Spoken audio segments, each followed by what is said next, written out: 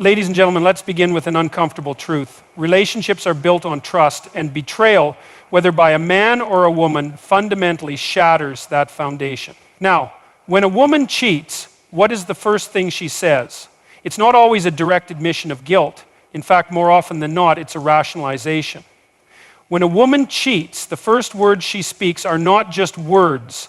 They are shields, carefully constructed to guard her from the weight of her own decision. The human mind, when faced with guilt, seeks refuge in rationalization. It twists reality, bending facts to fit a narrative that preserves self-opinion. Cheating is not an accident. It is a conscious series of choices, and the first words she speaks are the gateway to understanding how she justifies those choices to herself and to you. The moment deception is uncovered, a battle begins, not just between two people, but within the betrayer's own mind. She knows what she has done, but admitting the full weight of her actions means confronting her own moral failing. And so, instead of truth, she gives you justification. She reaches for an explanation that shifts the weight from herself onto you, onto circumstance, onto emotions, onto anything but her own willful betrayal. It is a reflex, a desperate grasp at preserving the illusion of innocence. It wasn't like that. This is often the first line of defense. It wasn't premeditated. It wasn't meaningful. It wasn't really betrayal, at least not in the way you think. The goal of this response is not to bring clarity, but to create doubt. If she can blur the reality of what happened, if she can make you question your own perception, she retains control of the narrative. In a moment of chaos, control is power. You weren't there for me. This is an attack wrapped in self-pity. It reframes her betrayal as a reaction rather than a decision. It implies that she was pushed into infidelity, that her actions were not the result of selfish desire, but of unmet needs. This statement does not take responsibility. It assigns blame. It turns the betrayed into the accused. It forces you to defend yourself instead of demanding accountability from her. It is not an admission of guilt. It is a strategy to escape it. It didn't mean anything. A dangerous statement because it aims to reduce the significance of what has happened. But if it truly meant nothing, why did it happen? Why risk everything for something meaningless? This phrase is a deception within a deception. It attempts to diminish the act by stripping it of importance. But in doing so, it insults the intelligence of the person who was betrayed. No one jeopardizes a relationship for something that carries no weight. The moment someone chooses deception, it already means something. You're overreacting. This is an attempt to shift focus from the betrayal itself to your emotional response. If she can make you feel irrational, if she can make you question your own reaction, then suddenly the conversation is no longer about what she did. It's about how you're handling it. It is a masterstroke of manipulation. It makes the victim defend their pain instead of making the betrayer answer for their choices. I didn't plan for this to happen. Perhaps in some cases the initial encounter wasn't planned, but every action that followed was a decision. Every text sent, every call answered, every meeting arranged. These were not accidents. There were moments, many moments, where a choice could have been made to stop, but she didn't stop. Saying it wasn't planned does not erase the fact that it was chosen. It's not what you think. This phrase is deliberately vague. It provides no real clarity, but it plants the seed of doubt. It invites you to ask, to investigate, to second guess. It is a delay tactic, a way to buy time before the full truth is confronted. The more you question, the more she can maneuver, shaping a version of the story that is less damned. But reality does not bend to perception. The truth is what it is, regardless of how many words are used to distort it. I was drunk. This statement attempts to remove accountability by blaming a substance rather than a person. But alcohol does not create betrayal, it only removes inhibitions. If a person remains faithful when sober but unfaithful when drunk, the desire was always there. The only thing that changed was the loss of self-control. But self-control is a choice, and every choice has consequences. I just wanted to feel something. This phrase reveals more than intended. It admits to seeking something outside the relationship, to feeling dissatisfied in a way that was never communicated openly. It is an excuse disguised as vulnerability. But feelings do not justify betrayal. Needs do not erase responsibility. If there was something lacking, it should have been discussed, not deceived around. It didn't mean I don't love you. Love is not just a feeling. It is action. It is loyalty. It is restraint in the face of temptation. If love is present, betrayal cannot coexist.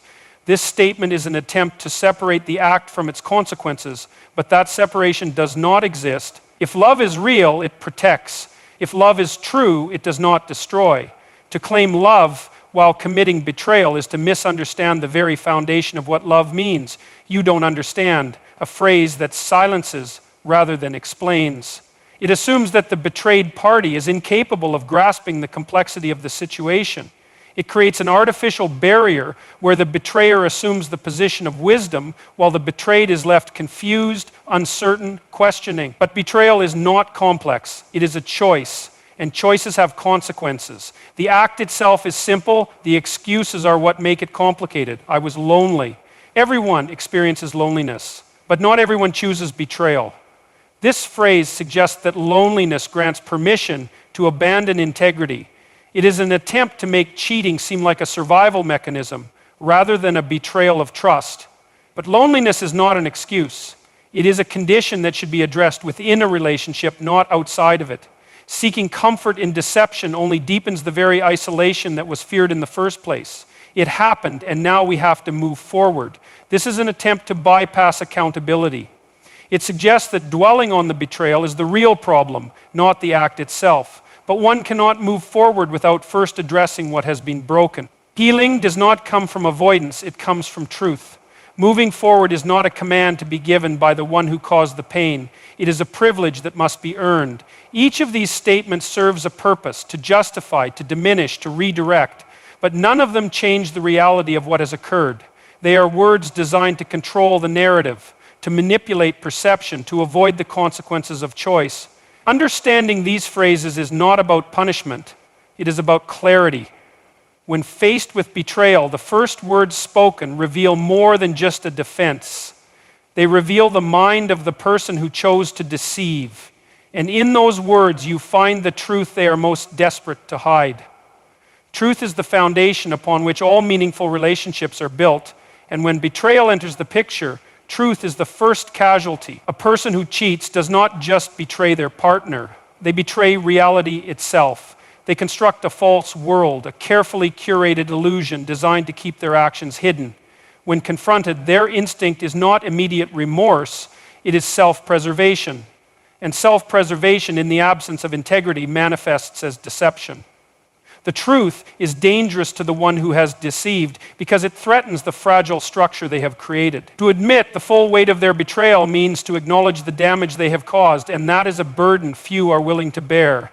Lies are not just tools to escape accountability. They are weapons used to reshape perception. If the betrayed cannot see reality for what it is, they can be made to question themselves instead. This is why truth is so difficult to extract from those who have been unfaithful. It is not just hidden, it is actively distorted. When someone is caught in betrayal, their first instinct is rarely to confess. It is to deflect. It is to minimize. It is to manipulate the situation so that the focus shifts away from their actions and onto something else. Anything else. They do not seek resolution, they seek control. If they can dictate the terms of the conversation, they can manage the consequences. They can redefine the betrayal as a misunderstanding, a lapse in judgment, an unfortunate mistake, rather than a calculated decision.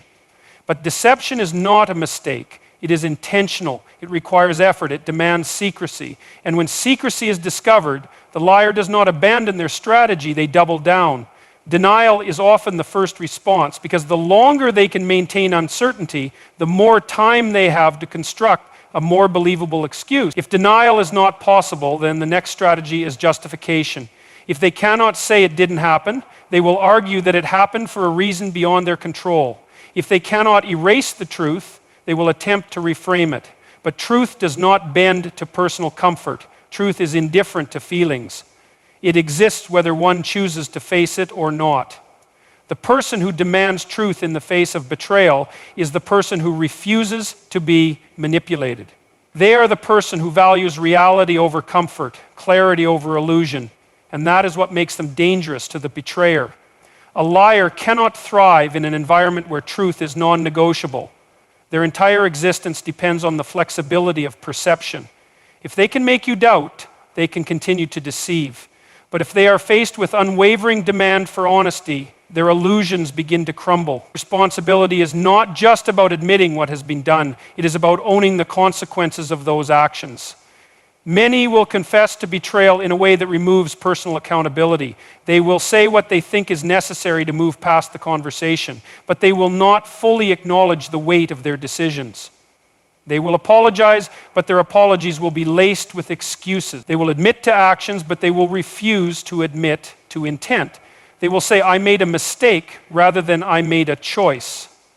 But a mistake is something that happens without awareness. A betrayal is something that happens with full knowledge of its impact. And those who cheat understand that difference, even if they will never say it out loud. A person who is truly remorseful will not avoid the truth. They will not try to control the narrative. They will not make their partner work to uncover details that should have been freely given.